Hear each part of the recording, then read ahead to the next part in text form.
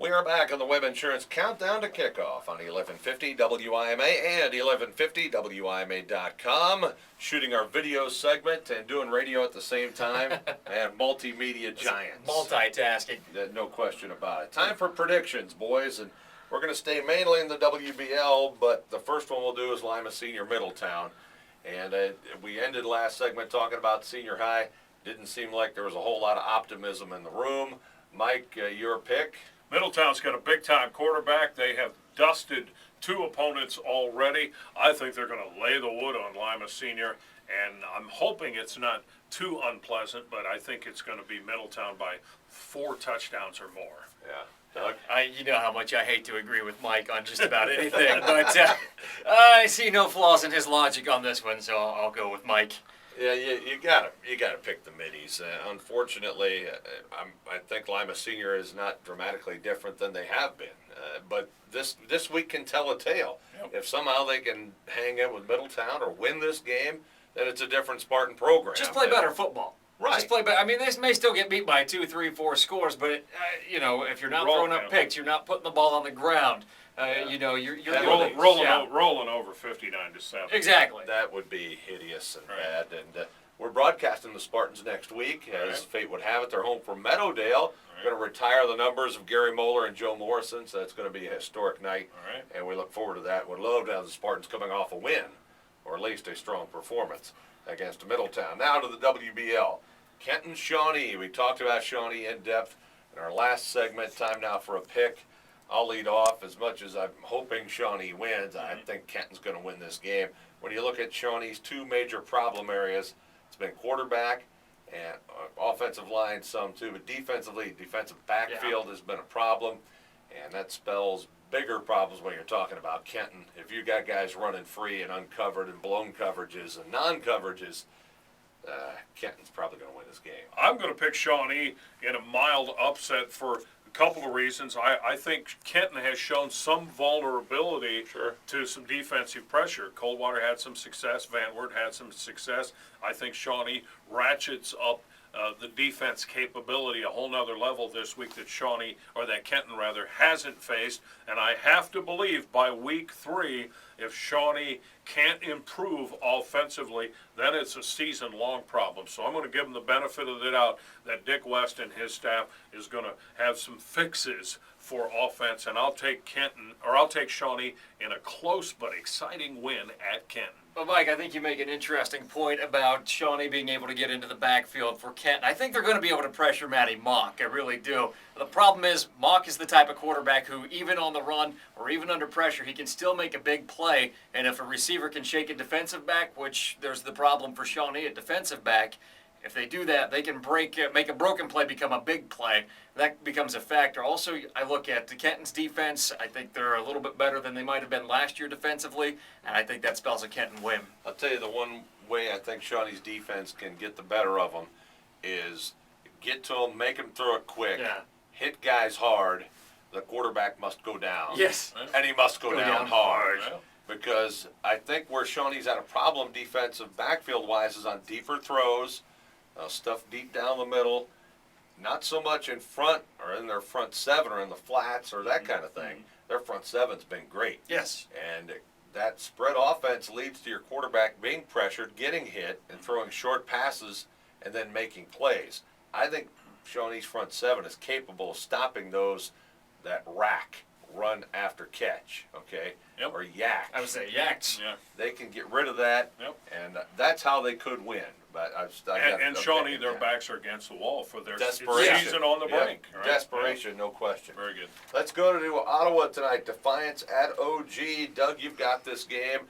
Your pick, I'm sure you're picking the Titans. Well, for job security reasons, among other reasons. Actually, I do believe that the Titans win tonight. By the way, for the home viewer watching on your computer, I apologize for the glare off the head. We got to do something about if we need makeup or something. Dome. Yes. Yeah, there you go. Get in good and tight on that one. There you go. to There do we so. go. Actually, the shine is so bright it comes through on the radio. Yeah, actually, which it's is great, crazy. yeah. So a little powder job. Anyway, So you're picking OG. I We're will pick shocked. OG. Here's the thing: is I think that they're a little bit bigger than Defiance, and I think tonight, especially, that becomes a big deal because they're going to want to run the ball. They're not happy about how they weren't able to run the ball last week. I think the offensive line continues to improve. Logan Kaufman still hasn't had that big breakout game yet, and maybe he's looking for a little revenge after he went down against Defiance last week. Yeah. But the bottom line, OG's defense is playing very, very good right now. They're good against the run. They're very good against the pass. I think those combinations lead to an OG close victory, but an OG victory. And unlike Doug, I really have no great difficulty agreeing with Doug. and in this instance, I defer all the way with the Titans. Maybe Logan Kaufman's getting a little healthier, and he might be poised for a big game. So OG at home. I like OG, but I'm picking Defiance, and I think You're defiant in that pick. I am if you defiant. will. Thank you. I think last week's Donnybrook with OG could lead to an open door for Defiance. I think that's a good factor, yeah. And they're coming off a cakewalk over Salina Right. after that tough opener with Napoleon. And this is a bitter rivalry, guys. I mean, Yeah. I covered the Titans for a while. Yes, Doug knows this. geographically, they're close. It's Yeah. I don't want to say it's a hate fest, but it's a mutual respect. But you definitely got a rivalry there, and I just got a gut feeling about Defiance tonight. Well, the coaches, Schreiner and Beauty, both coached together. I mean, Right. And there's a those mutual are two respect. great coaches. Yeah, and they have that mutual respect for each other. But it's another slugfest. And here's how quickly does Ottawa-Glandorf come back? You heard Coach Schreiner on Coach's Corner Sure. last week talk about all the ice bags in the locker That's room exactly after right. the game. How quickly do the bodies recover for that Right. for another game of the same caliber? All right, guys. Nice. Bath St. Mary's tonight. Who you got at the house that Skip built? I haven't seen St. Mary's. I understand Elida had two opportunities last week. They recover either of those two St. Mary's fumbles in the red zone. Elida wins the football Woulda, game coulda, last shoulda. week. Woulda, coulda, shoulda. And I think, and I've only seen Bath of the two. I think Bath has too much offensive ability and with their diversity. And I think the Bath defense actually might be underrated. They were very, very aggressive, and they hung their bodies out there. I'm taking Bath at St. Mary's. I think all things said there could very well be indicative of that, but I also think that St. Mary's improves and takes away some of the mistakes they made against Elida last week. And again, just a tough out at Skip Bach. It's just, they're tough to beat there. They proved it last week. They're going to catch some breaks. And I'll take St. Mary's, but I look for Bath to give them a heck of a game. Yeah, I'm thinking much along the lines of Doug. I think St. Mary's probably will eliminate mistakes that they've made in the past because it's St. Mary's. Yeah. You know, maybe the new coach, there was a little bit of a wobble, even though they're running the same system. I'm going to take the Riders tonight, but I don't anticipate that'll be anything but close. And our broadcast game tonight, Van Wert at Elida. Final game for predictions. Doug, what do you got? Oh, this is a tough one. I really like Elida this year, and I think they've got some good things going for them. They've got athletes in the right places. They've got a winning mindset. They've won a game now. They were close against a very traditionally tough team in a traditionally tough environment to play. And I think people are rooting for them, not just Elida fans, which actually that's been absent in years past Right. as well. But I think the area is really kind of polling for Elida and for Bath to get back to respectability. That certainly helps.